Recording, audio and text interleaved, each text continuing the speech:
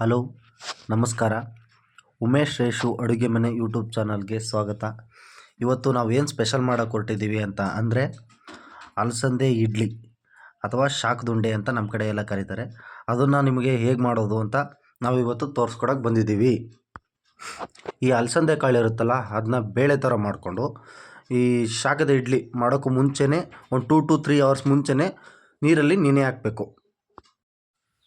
ನೆನೆ ಹಾಕಿರೋದನ್ನೆಲ್ಲ ಒಂದು ಜಾಲರಿಗೆ ಸೋರು ತಗೊಂಡು ಇಟ್ಕೋಬೇಕು. ನಮಗೆ ಏನೇನು ಬೇಕು ಸಾಮಗ್ರಿಗಳು ಅಂತಂದರೆ, ಈ ಅಲಸಂದೆ ಇಡ್ಲಿಗೆ ಅಲಸಂದೆ ಕಾಳು, ಈರುಳ್ಳಿ, ಒಂದು ಬೌಲು ಮೆಣಸಿನ್ಕಾಯಿ, ಬೆಳ್ಳುಳ್ಳಿ ಸ್ವಲ್ಪ, ಕೊತ್ತಂಬರಿ ಸೊಪ್ಪು ಒಂದು ಬೌಲು, ಹಾಗೂ ಶುಂಠಿ ಮಸಾಲೆಗೆ. ಇಷ್ಟು ನಮಗೆ ಬೇಕಾಗಿರೋ ಸಾಮಗ್ರಿಗಳು. ಬೆಳ್ಳುಳ್ಳಿ, ಮೆಣಸಿನ್ಕಾಯಿ ಮತ್ತು ಶುಂಠಿ ಮೊದಲೇ ಹಾಕೋಬಿಟ್ರೆ ಬೇಗ ಸವಿಯುತ್ತೆ ಅಂತ ಮೊದಲೇ ಹಾಕ್ಕೊಂಡು ಗ್ರೈಂಡ್ರ್ ಆನ್ ಮಾಡ್ಕೊಳ್ಳೋದು. ಆಮೇಲೆ ಏನು ನೆನೆಸಿಟ್ಟಿದ್ವಲ್ಲ ಅದು ಅಲಸಂದೆ ಬೇಳೆ, ಅದನ್ನು ಹಾಕ್ಕೊಂಡು ರುಬ್ಕೊಳ್ಳೋದು ಚೆನ್ನಾಗಿ. ವಡೆಗೆ ಯಾವ ಥರ ಆಡಿಸ್ಕೊತೀವಿ ಅದೇ ಥರ ಇದು ಶಾಖದ ಇಡ್ಲಿಗೂ ಆಡಿಸ್ಕೊಳ್ಳೋದು. ಇದು ಸ್ವಲ್ಪ ನುಣ್ಣಗೆ ಆಡಿಸ್ಕೊಂಡ್ರೆ ಇದು ತುಂಬ ಟೇಸ್ಟ್ ಚೆನ್ನಾಗಿ ಸಿಗುತ್ತೆ. ಸೇಮ್ ವಡೆ ಥರನೇ, ಅದು ಎಣ್ಣೆಗೆ ಹಾಕ್ತೀವಿ ವಡೆನ, ಇದನ್ನು ಶಾಖದಲ್ಲಿ ಮಾಡ್ತೀವಿ. ಊಟ ತಿಂಡಿ ವಿಚಾರ ಅಂತ ಬಂದರೆ ಯಾವಾಗಲೂ ತಾಯಿ ಅವ್ವನೇ ನೆನಪಾಗ್ತಾರೆ. ಅವ್ರ ಬಗ್ಗೆ 2 ಲೈನ್ ಹೇಳೋಕ್ಕೆ ಇಷ್ಟಪಡ್ತೀನಿ. ಅವಳ ಆಸೆಗಳ ಬದಿಗೆ ಸರಿಸಿ, ಮಕ್ಕಳ ಆಸೆಗಳ ಮಾತಿಗೆ ಸಿಲುಕಿ, ಬಾಳಲ್ಲಿ ಬಳಲಿ ಬೆಂಡಾಗಿದ್ದರೂ ಆಸೆ ನೆರವೇರಿಸುವಳು ಪ್ರೀತಿ ತೋರಿಸಿ. ಮೊದಲ ಗುರುವಾಗುವಳು ಓದದಿದ್ದರೂ ತೊದಲ ಮಾತುಗಳ ನುಡಿಸಿ, ಕಷ್ಟದ ಬಿಸಿಲಲ್ಲಿ ಒಣಗುತ್ತಿದ್ದರೂ ತೋರುವಳು ಒಲವ ಸುಖದ ನೆರಳಲ್ಲಿ ಬೆಳೆಸಿ.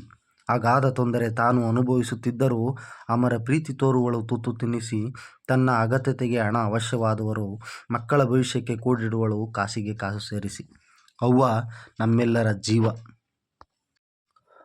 ನೋಡಿ, ಅಲಸಂದೆ ಎಲ್ಲ ಇಟ್ಟಾಯಿತು, ತುಂಬ ನುಣ್ಣಗಾಗ್ತಾಯಿದೆ.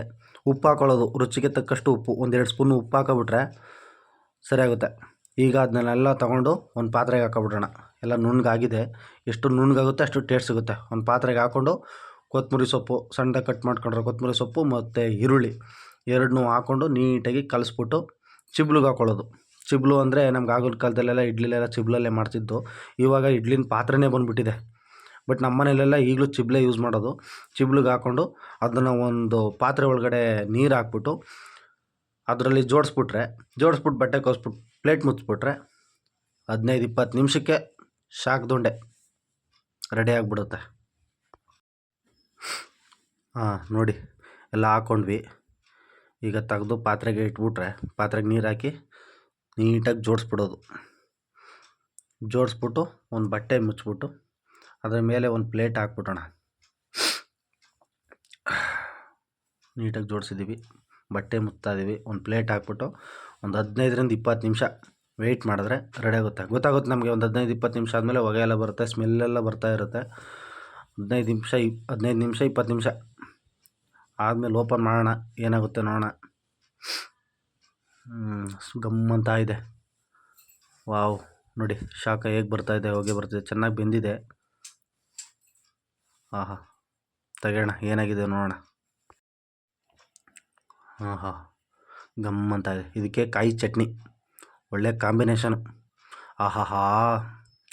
ಗಮ್ಮಂತ ಇದೆ. ಬಿಸಾಕ್ಬಿಡೋಣ ಬನ್ನಿ. ಸೂಪರ್, ಬಾಯ್.